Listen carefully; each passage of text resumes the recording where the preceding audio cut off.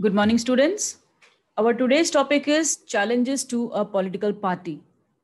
And this topic has been taken from the chapter Political Parties from Political Science of class 10th. So now today we will see what are the various challenges for a political party.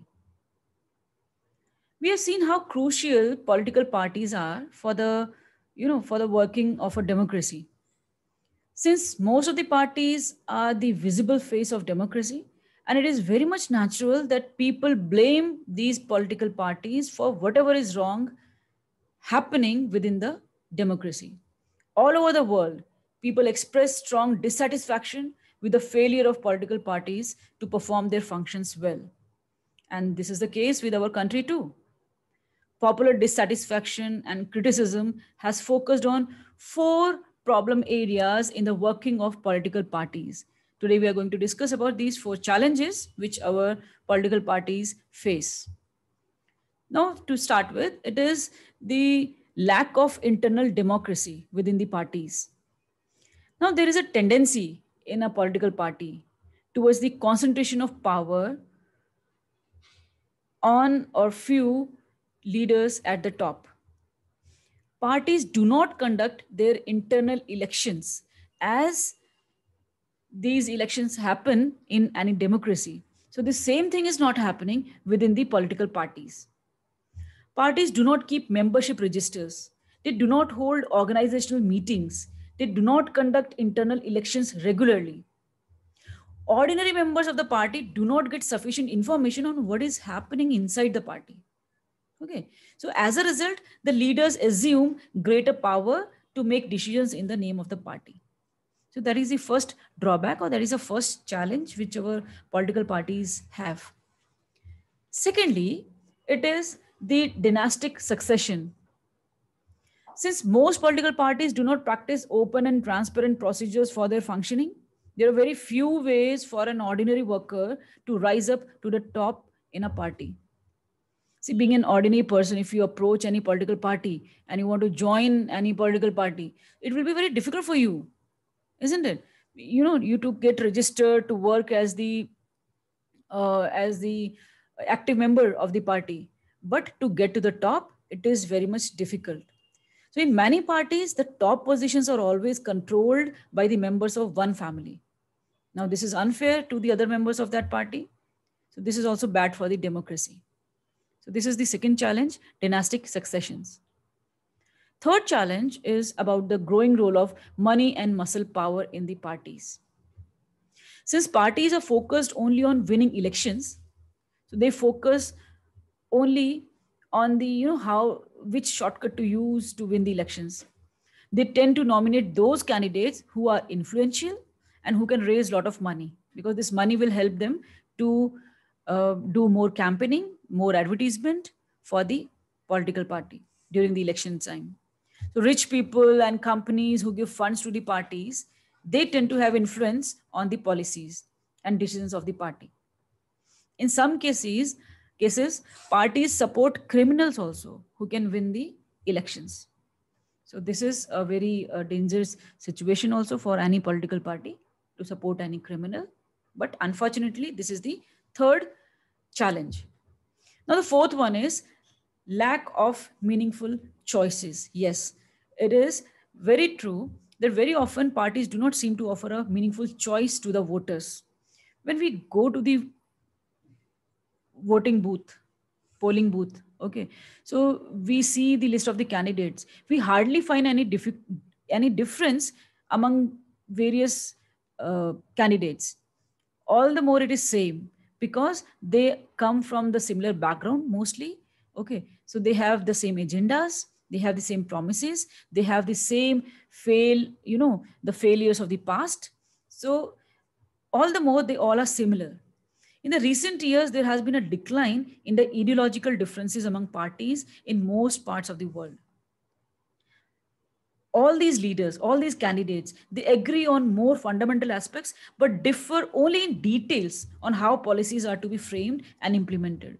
So basically, when we see all these parties, they have the same agenda. Okay, so we hardly get any choice to choose among these candidates.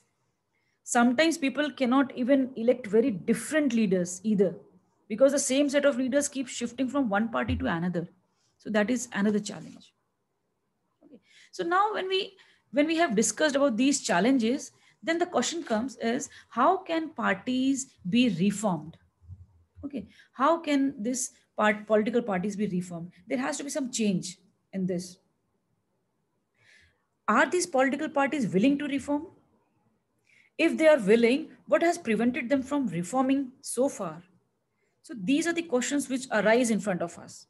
So let us look at some of the recent efforts and suggestions in our country to reform the political parties and its leaders. So to start with, the first one is, the constitution was amended to prevent elected members from changing the parties, because as changing the parties we have already seen as the challenge to the political parties. So the constitution already gave the provision so that these elected representatives, they may not change their parties after getting elected. Okay, so this was done because many elected representatives were indulging in defection in order to become ministers or for cash rewards. Now, here there is a word defection. Now, defection means changing party allegiance from the party on which a person got elected to a different party. So now, taking the current scenario, suppose like taking the name of the two political parties like BJP and the Congress. Suppose a person wins the election from BJP. Okay, after winning the election, then he changes his party and goes to the Congress. So this is not allowed. Okay, as per the amendment of the constitution. So now they cannot do this. So they have to remain in the same party from which they have won the election. Okay, so this is the first step towards the reformation. The second one, the Supreme Court also has passed an order to reduce the influence of money and criminals, because this money and muscle power is also, we have seen as the another challenge to democracy. So now it is mandatory for every candidate who stands for the election. So he has to file an affidavit giving details of his property. So then there will be a record that, before contesting the election, how much property he had. And after winning the election, after the term of his working period, how much property then he has. So that, income tax department can compare. And also they have to prove that there is no criminal cases pending against them.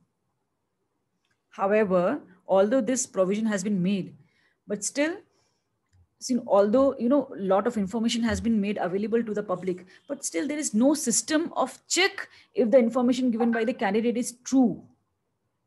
As yet, we do not know if it has led to decline in the influence of rich and the criminals. But still, yes, this can be another form of deformation.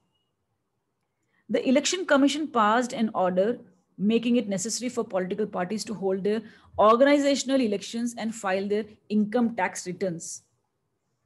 But now, although it has been made mandatory by the Election Commission, the parties have started doing so, but sometimes it is mere formality. It is not clear if this step has led to greater internal democracy in political parties. Now, besides this, many suggestions are often made to reform political parties.